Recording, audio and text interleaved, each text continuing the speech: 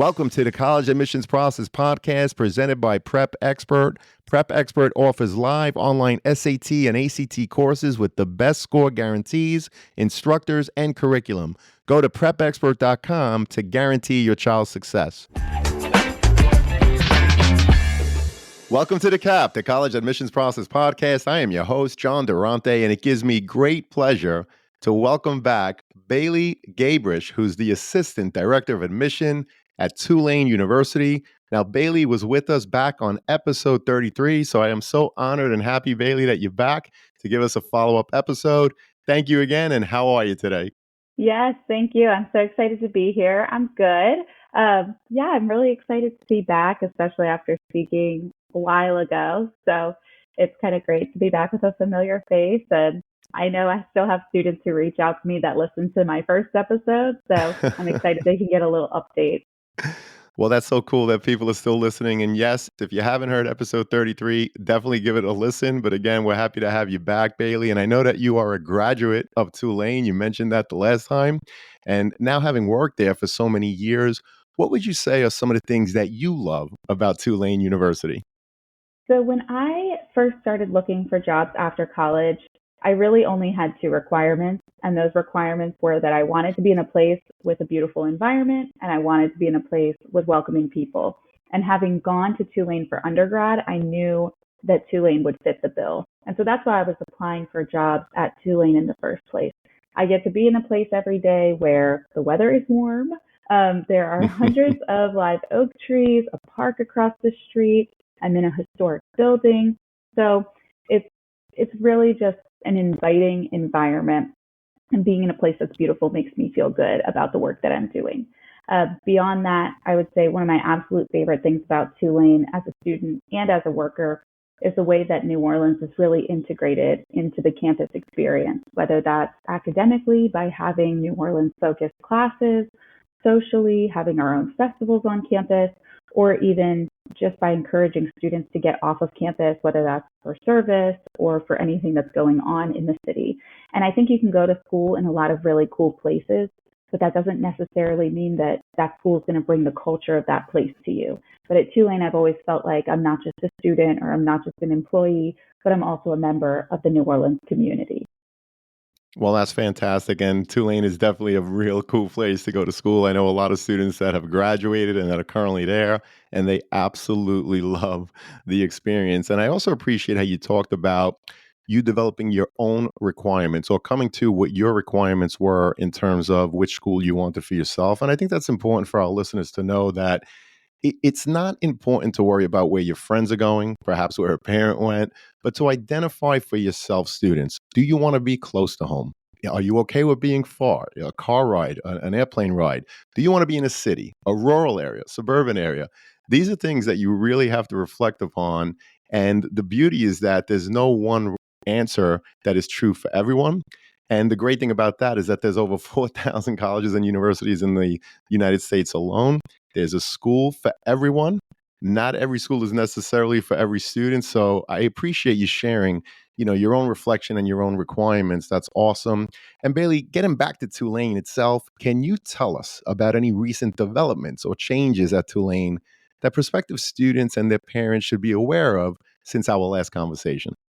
So I think the biggest change since our last conversation is we have a new dean of admission in, and he's really focused on making the Tulane admission process more accessible to students.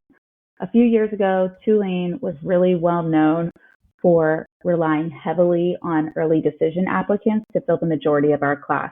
And while ED students last year did still fill the majority of our class, one of our goals is to continue to pull back slightly on how much of our class is from early decision. And it's something that a lot of us in the office are really excited about because it gives us more room in early action and regular decision to admit students who might not want to apply ED or who might not have the ability to apply ED. Understood. And by the way, I recently read that Tulane's retention rate is an astonishing 94%. The national average is about 70%. So, you're definitely doing something right within the admissions office to get the right people on your campus. And you're absolutely doing something right to keep them happy once they're there. So, Bailey, what's the secret? What is Tulane's secret in terms of keeping the students happy and wanting to return year after year? I think personally, what kept me happy when I was a student at Tulane was that I never felt like I was just another number. I really felt like I was cared for as an actual person, and that Tulane and the people there went out of their way to make my Tulane experience a good one. And honestly, Tulane has so much programming for students, from concerts to festivals to study breaks during finals time. But then on a more personal level, you also have the opportunity at Tulane to really get to work closely with faculty and staff who can support you along the way. Especially having that 8-to-1 student to faculty ratio, you really get to know your professors. I have professors to this day that I still talk to, who check in with me, who offer to write me letters of recommendations, who give me life guidance. I mean, I remember my junior year of college, I was just really overwhelmed. I was going through a tough time. And not just one, but multiple professors actually pulled me aside and said, "Hey, come to my office hours just to talk, not about school or about class, but just to talk about life." And I think that went a long way for me, especially going to a university that was far from home and far from family. And I think that Tulane cares for you like family. And I can say that even so many people after they graduate, those ties to Tulane and the faculty and fellow students still remain. And I love that you share that the student to faculty ratio is 8-to-1, which is another astonishing statistic that a lot of times in the college research process, students, when you're looking for your own school, sometimes you neglect to ask questions like that. And I think it's important because, like Bailey described, in junior year, she was having some, difficult times, as many of us do. And the professors were basically an extension, right, of her own family. Would you agree with that, Bailey? I would definitely agree with that.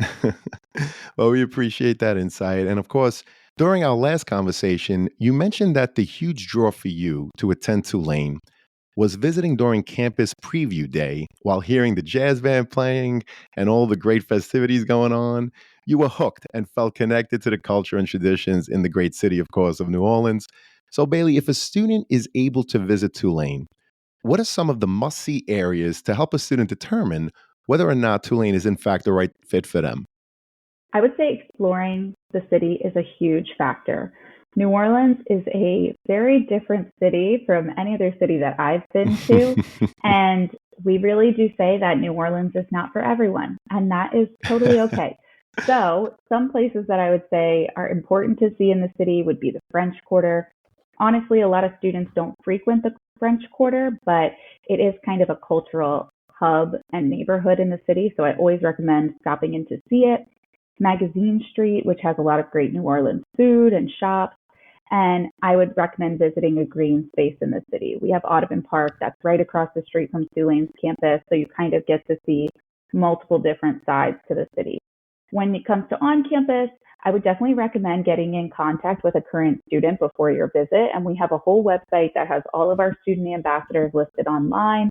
You can sort through them based on their major, based on their interests, and that way you can connect with a student who has similar interests to you. But they're going to be a great resource to really get that current experience, that most up to date knowledge of Tulane. Beyond that, I would say going into any academic spaces is going to give you an idea of what classes look like at Tulane, especially because of our small class size. You're going to kind of get to see what an intimate class looks like, and that can be helpful for students who might not know what size university they want to go to just yet. Well, that's terrific. And I love how you talked about getting in contact with the student ambassadors. And you could get a student ambassador based on your intended major because their major, the student ambassadors, that is, are listed. So, Bailey, you know that anything that you want to share in terms of the Office of Admissions or the list of the student ambassadors, if you want to send it to me, and of course, I'll make it available to the students and parents in the show notes. You also mentioned, Bailey, during our last conversation, how each geographic region has only one admissions counselor from Tulane, and how developing a positive relationship with your admissions counselor is important as it can help you through the process. So, Bailey, can you share What are some of the things that students do to demonstrate their interest in Tulane, and how can this help in the application review process? I'll start by saying that every school is different, and while Tulane is a school that looks at demonstrated interest, not every school does. So you'll definitely want to make sure with which schools on your list consider demonstrated interest and which don't. I always say that demonstrated interest is showing genuine interest in a university. So emailing me after you listen to this podcast to say, hey, Bailey, I'm demonstrating my interest from whatever your name is, that's not demonstrated interest. But any way that you interact with us is considered demonstrated interest, whether that's going to an event in your area, attending a virtual event, visiting campus, which again is just an option, but it's not necessary, or writing the Why Tulane essay in your application. But I always say do whatever events that you're genuinely interested in. You don't have to feel the need to attend every single virtual event just to demonstrate your interest. Fantastic, Bailey. That's great advice. And it's not only about demonstrating your interest, students, if in fact you're for real, but demonstrating your genuine interest. We appreciate that insight, Bailey. So, what are the different ways that a student may apply to Tulane? And is there a benefit to applying one way over the other? You touched upon ED a little bit earlier, but I'm just curious again, is there a benefit, whether it's related to being admitted or for merit based scholarships? So we offer early decision one, early action, early decision two, and regular decision. And there's honestly pros and cons to every single application round.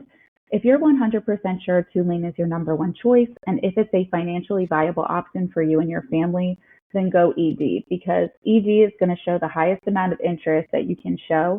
And out of our rounds, it does have the highest acceptance rate. But early action still shows a really high amount of interest. And the benefit of early action is that we tend to allocate more merit scholarship to EA rather than ED.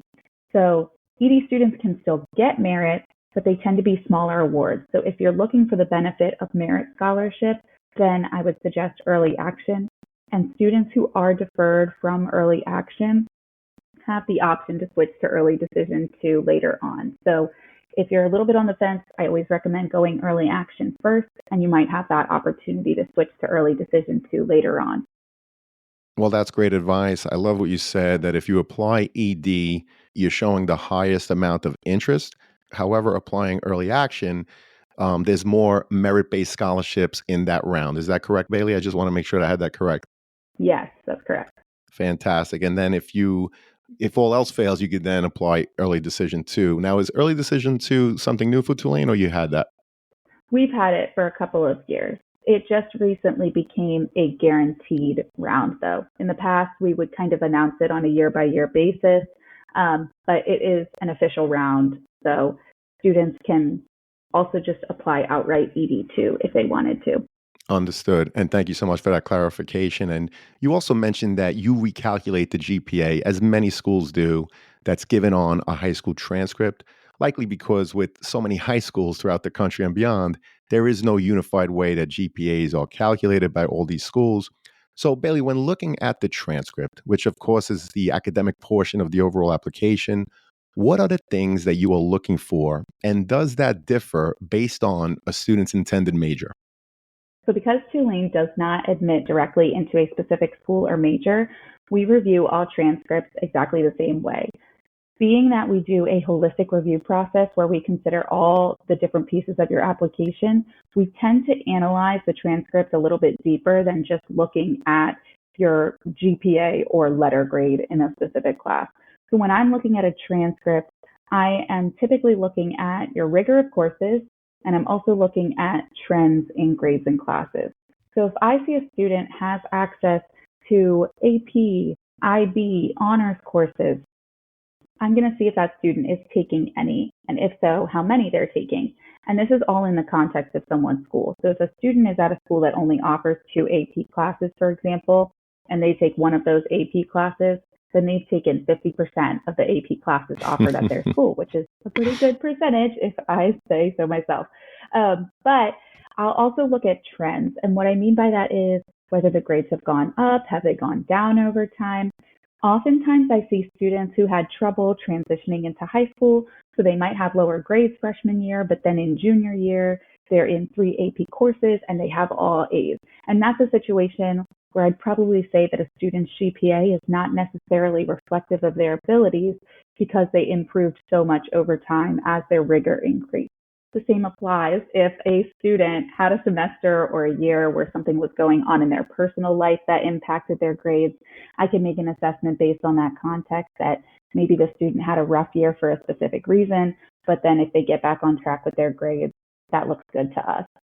Well, that's terrific, and I appreciate how you talked about if there was something that happened in the student's personal life that you would take that into consideration. But I think it's also very important to remind students and the parents that if in fact something happened, you have to let the admissions people know what happened at some point in the application. Otherwise, if there's a dip in your grades, you're leaving the admissions people to speculate as to why, for example, in 10th grade, you scored low in, fill in the blank in terms of which course.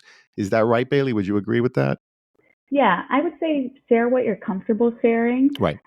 But, most students do go ahead and share that personal context with us to give us a reason as to why the grades may have dropped.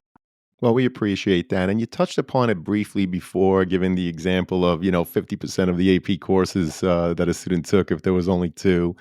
But when reviewing applications from various high schools, how do you take into account when one student school offers close to 30 and yet another one's offers only five?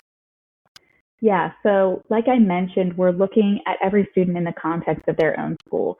So when we say that we want to see rigor on a transcript, that means whatever rigor looks like at your specific school.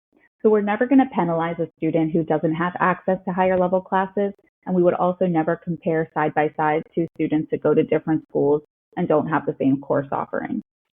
Well, we appreciate that, Bailey. And beyond academic achievements, what kind of extracurricular activities or experience do you value when evaluating applications?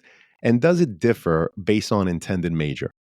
There is no one size fits all when it comes to extracurricular activities or experiences. So we don't expect everyone to be a rocket scientist and a drum major of marching band and have all this service on their resume.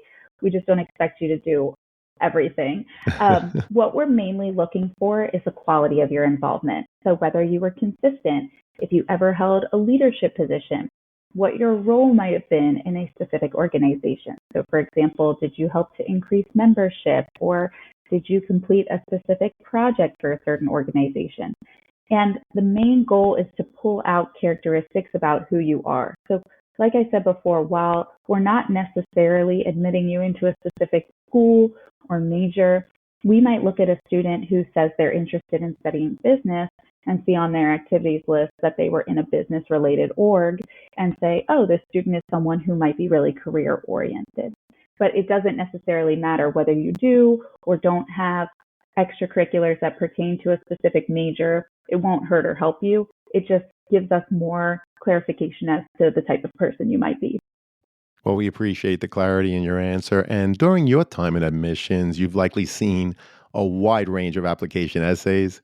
Bailey, are there any common pitfalls that you recommend students avoid in their essays? And what qualities or themes do you find resonate well in the people in your admissions office? I think the most common pitfall I see is that students feel like they have to write about a hardship they faced in order to give us a compelling story. And I just don't think that that's totally true anymore. You are totally welcome to write about a time you may have struggled with something. But I think more so now in admission, what counselors really want to read about is something that you love. Because again, at the end of the day, the point of the application is to get a sense of who you are from just a few pieces of paper. And while we can understand who you are as a student from your transcript, or we might get a sense of some of your interests from your extracurriculars, we really don't get to know all there is about you. And I see a lot of students who will talk about how they play soccer, for example, in their activities list.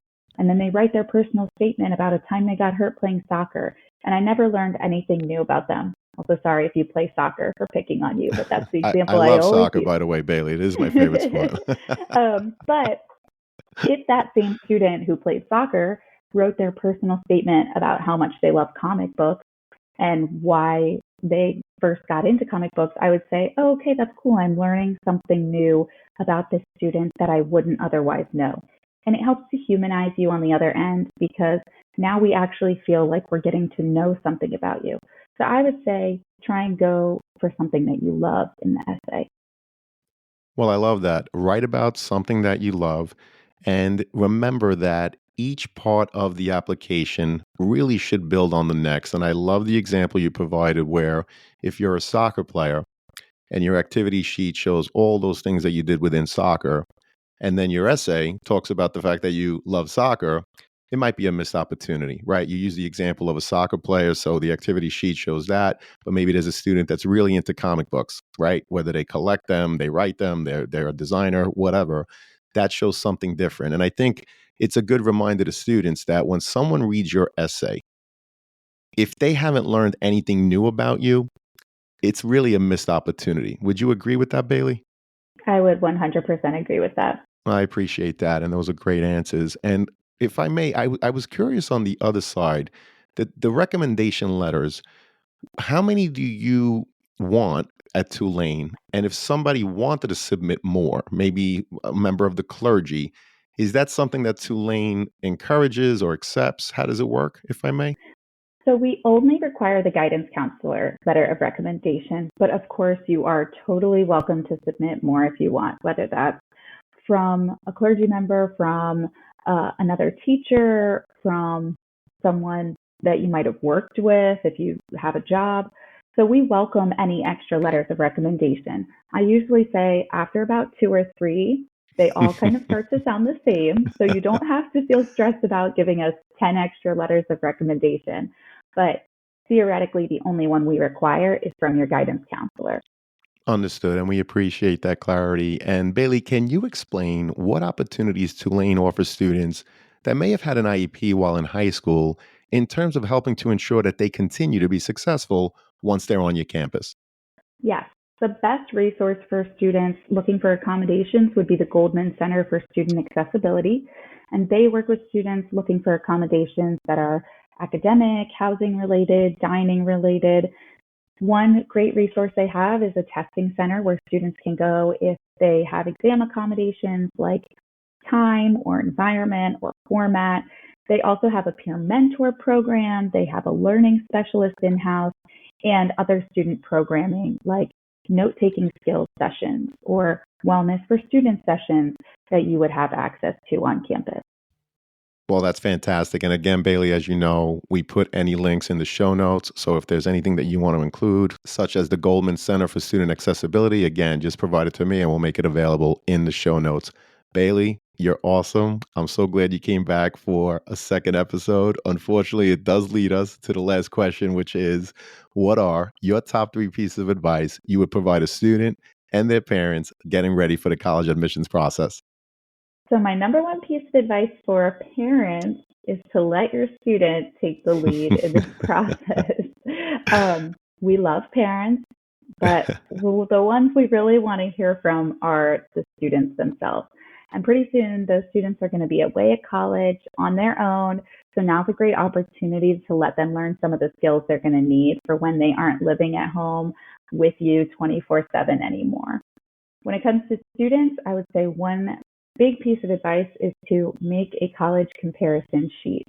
There are just way too many schools out there to remember all of them, and they are all different. So, making a sheet that has everything that you're looking for, whether it's price, to if they offer your major, location, application deadlines, that's going to help you stay organized in the process, but it's also going to help you pare down which schools are really in your top 5 or 10. And then finally, my biggest piece of advice to students is to control what you can control and don't worry about the rest. The college process can be a very stressful time, and there's just a lot of things that are honestly out of your control. At this point, your grades are what they are. You can't control a university's admission goals or what your guidance counselor writes in their letter of recommendation. So put time into focusing on what you have control over, whether that's your essays, how you write your activities list, how you reach out to your counselors, and don't stress about the rest because at the end of the day, just remember that if you don't get into a specific university, it doesn't mean that you're not a good student. It might just mean that there were factors at play that were out of your control. So do the best that you personally can and be proud of yourself for that. Well, those are great pieces of advice, and particularly that last piece. I really hope that the students and parents heard control what you can control. If you're filling out applications, most likely your grades are what they are, but you could work on that essay. You could always cultivate the activity sheet and anything else, but control what you can control, and also know that each school has admissions goals. And so, as great as you are, there might be a reason why you can't be accepted. Perhaps there's a certain percentage that a particular school can accept from out of state. Perhaps it's something else. Again, that's out of your control. So just enjoy the process the best that you can. And Bailey, I can't thank you enough. You are truly awesome. I've seen you at so many college fairs now, and it's great that you were back for the second time. And I'm so happy because I know that this is going to help so many students and their parents as they navigate through the process. Take care, Bailey. Thank you so much. Thanks for having me. Our pleasure. And one last thing to say to all the students and parents, good luck out there with your college search. Take care, everyone. Best wishes.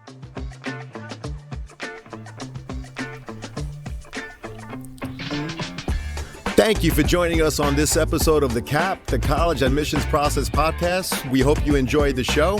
If you did, please don't forget to tell a friend and follow us on Facebook, Instagram, Twitter, and wherever you listen to your podcasts. I am your host, John Durante, and I look forward to seeing you on the next episode of The CAP.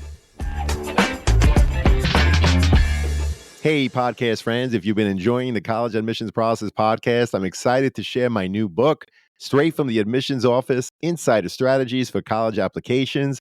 It's packed with insights and tips from over 250 podcast episodes with admissions professionals designed to make the college process less overwhelming.